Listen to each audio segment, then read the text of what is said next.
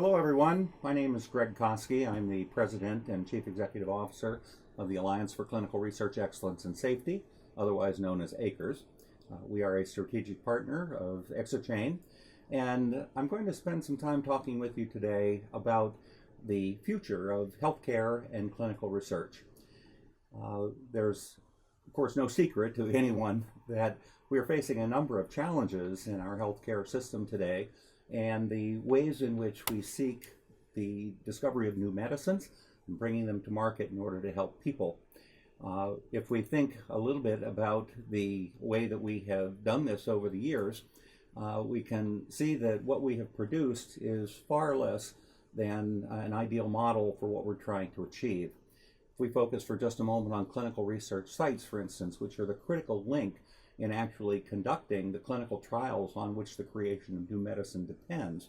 we can see that the performance is nowhere near what we would hope it to be, with more than 70% of the sites that are out there never doing more than a single clinical trial, many of them underperforming in terms of enrollment of patients, and indeed the overall applications of technology that could improve efficiency and the actual quality of data as well as safety in these clinical trials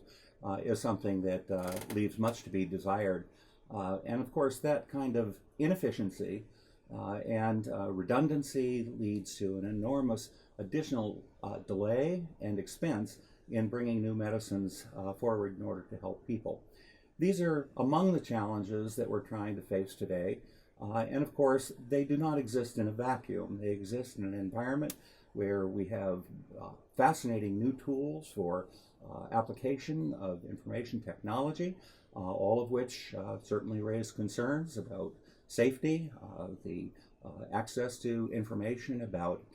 ourselves and each other. All of these are issues that we have to think about as we think about the future of healthcare and clinical research. The fundamental issue that ACRES is working to address is the lack of an effective systems approach to the overall endeavor of healthcare and clinical research. That's a term that many of us use quite easily, sometimes lightly, and too often imprecisely. So what I'm going to do is to spend a bit of time today talking to you about what we mean when we're talking about a system and how it's going to transform the future of healthcare and medical research. So what is a system?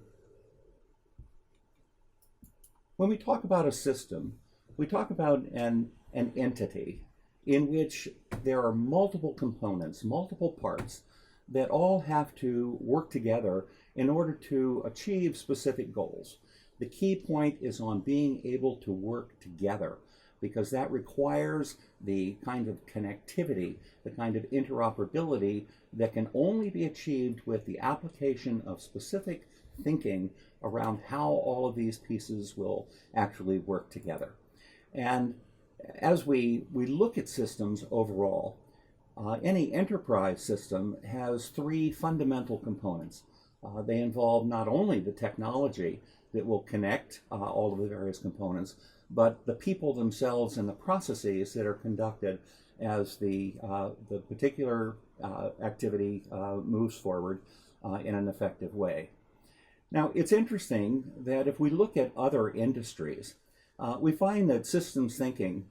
has been applied for a long time and far more effectively in these other industries than they have in the areas of actual healthcare and clinical research. Think for a moment about the automotive industry. There's a reason why we can talk about the ultimate driving machines of today, where the cars that we drive, in fact, are loaded with various kinds of smart technologies, sensors that can improve not only the performance of the automobile, but also the safety, the comfort, all of the processes that we are dependent upon in order to have a safe, smooth, efficient, and effective ride. The automotive industry has built this kind of systems thinking into all of the work that they're doing today. And indeed, many people have said that our fobs are smarter than some of the rest of us are, because they know what's happening in the particular vehicle at every single point in time. This didn't happen by accident, frankly. the way that organizations are able to create this kind of integrated environment where things work together is by applying systems thinking. That is, taking the time to look at the overall endeavor, whether it's creating a product, whether it's providing a service, but to understand the multiple components that are involved, how they're going to be practiced within the external environment and impacted by it, and how all of the pieces can fit together within the constellation of resources and processes and people that are available to the particular organization. Perhaps no other entity has done this quite so well over the years as the air transportation system. Indeed, one can look back to 1947 when the early global airlines recognized that it would simply be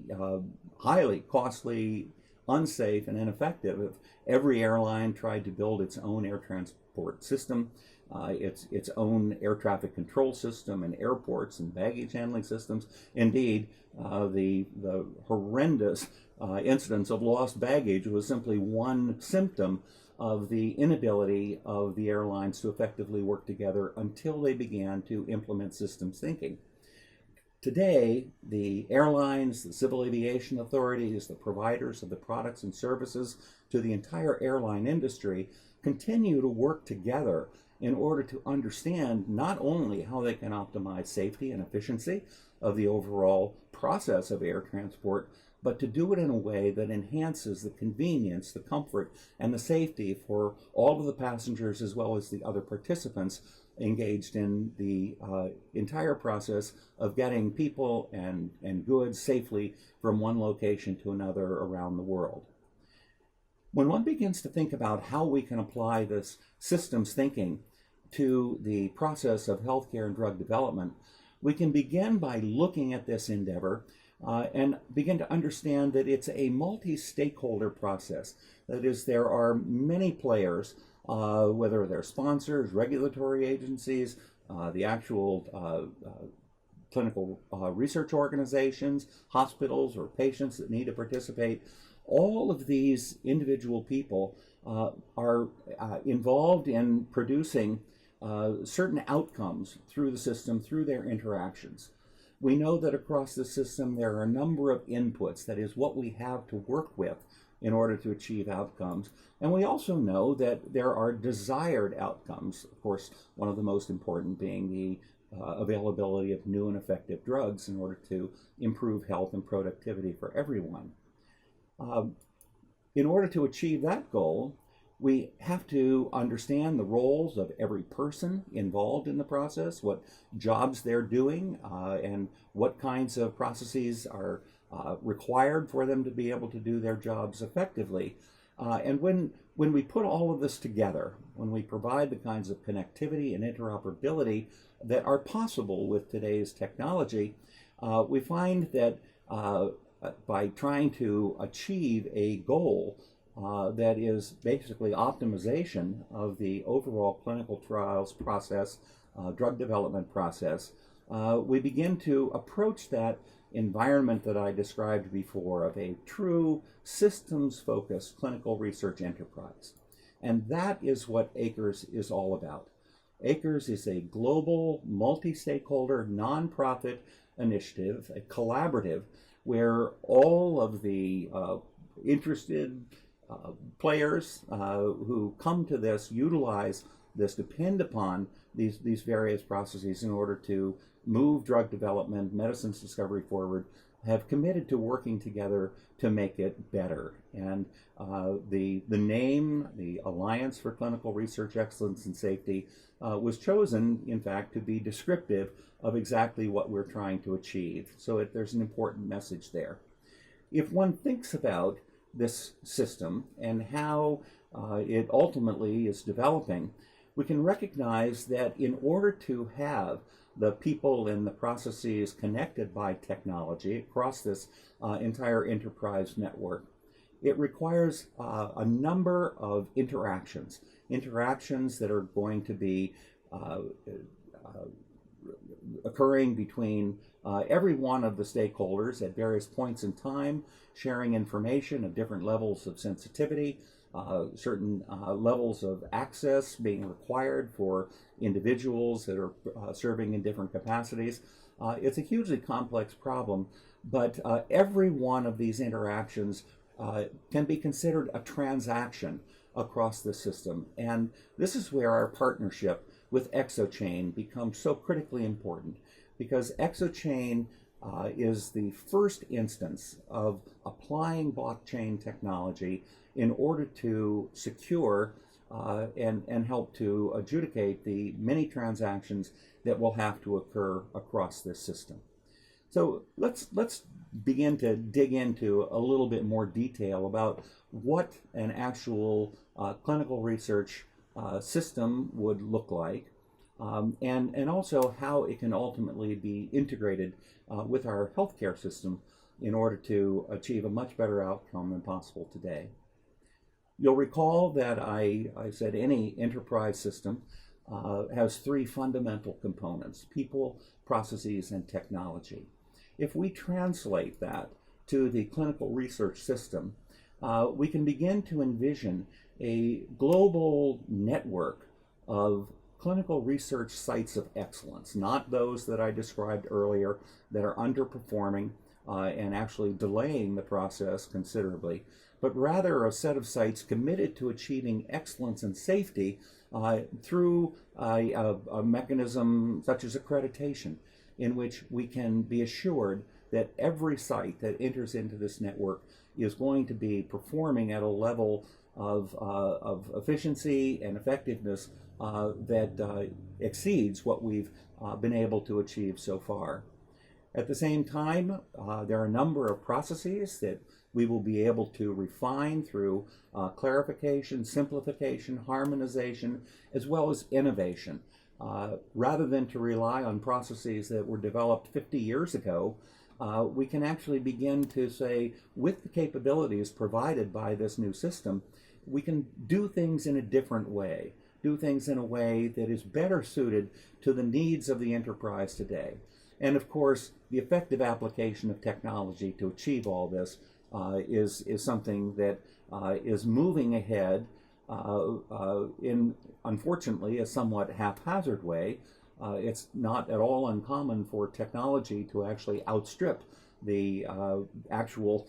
development of processes and all that are, in fact, being supported by it. And we see this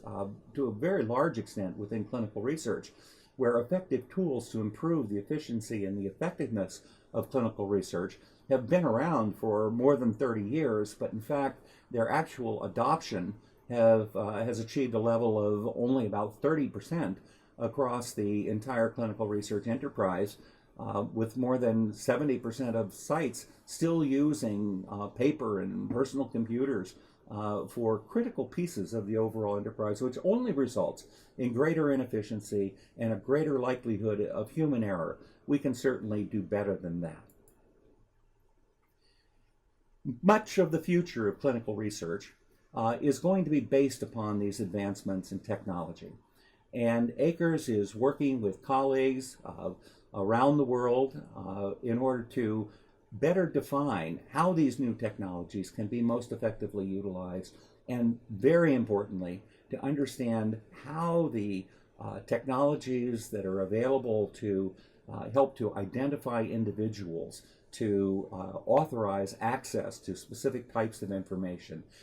to protect the integrity of databases. Those technologies are now becoming available, and indeed, as I mentioned earlier, we're thrilled that EXOCHAIN is on the very leading edge of applying blockchain technology in a new transactional model that will actually support and enable these more advanced processes going forward with great benefit to every one of the stakeholders. Importantly, we recognize that patients themselves are critically important members. They are the focus, after all, of the entire clinical research process. And so we'll be working with EXOCHAIN in order to build into this process a way in which individual patients will be able to share their personal health information and other life experiences in a way that will facilitate the entire clinical research process. So there's a very bright future ahead, but in order to achieve that future, we have to recognize that clinical research is becoming a global enterprise, and that means we have to be able to establish an integrated global network, sites around the world, and this will require a level of cooperation, coordination, and indeed flexibility that has been difficult to achieve, frankly, over the past many years. But now, with the advances that are being made in technology, with recognition of the fact that this is a very much interconnected global enterprise, I believe that progress is going to be far more rapid than otherwise achievable. And our colleagues at ACRES, which we have more than 150 strategic allies now, have been working to better define what this system would look like in terms of a global network of clinical research sites, a secure interface for allowing the connectivity of all of the various stakeholders, all within a secure federated environment where data can be accessed and exchanged in order to support critically important processes such as monitoring and safety, and even logistics will become an important part going forward. In order to make sure that all of these pieces can and do work together, we're developing processes for accreditation that will basically set standards to ensure that any single component that connects to this network will be able to interact with the others in the ways that are necessary to achieve the overall goals. The real issue, however, is not so much about the infrastructure for doing clinical research, but more importantly, what we can actually do with that. And that's what I would like to focus on for a few minutes. If one begins to think about the ways in which healthcare and health research have developed over the last 50 years, it's clear that there has been a well-intended, but unfortunately, I won't say destructive, but there have been efforts to, for instance, protect privacy and the well-being of individuals. They've been very well-intended, but they've in fact imposed barriers between healthcare and health research. And those barriers have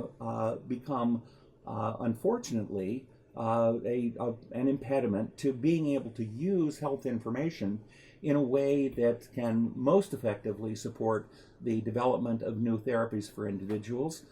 as well as for populations. The talk today is all about personalized medicine as well as precision medicine.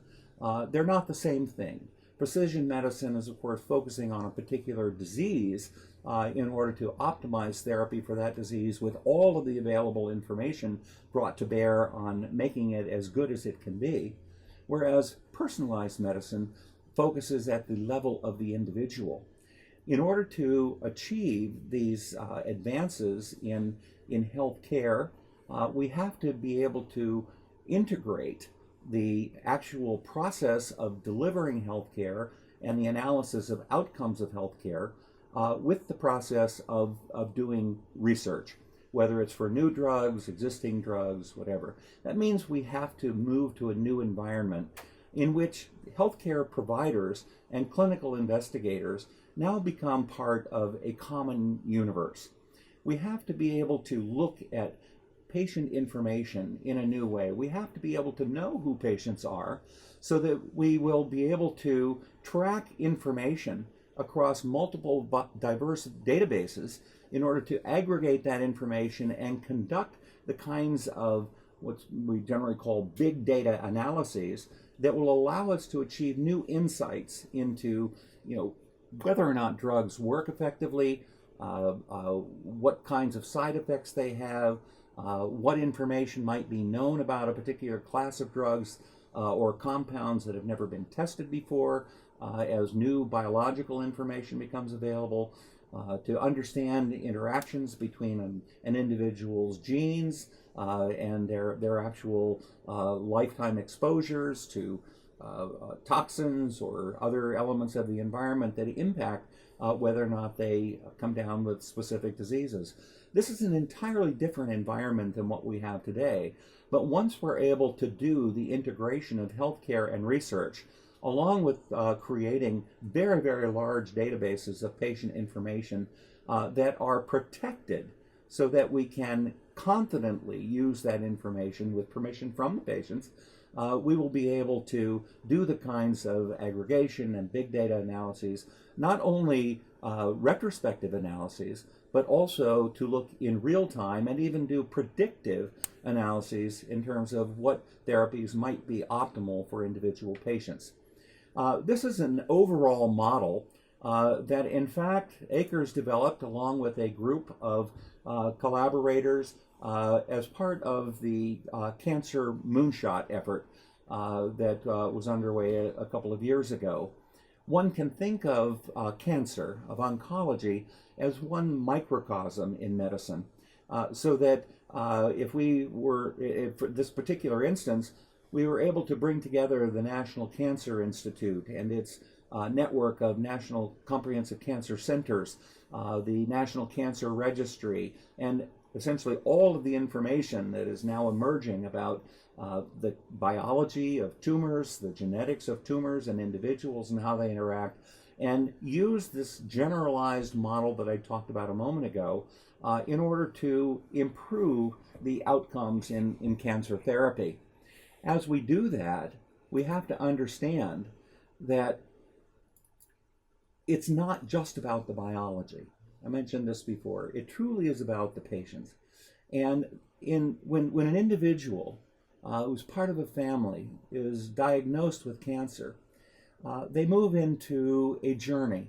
that fortunately has increasingly positive outcomes. We have much progress that must be made, but it's a journey that is complex, it's disruptive,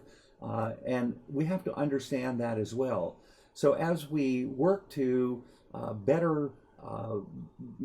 be able to apply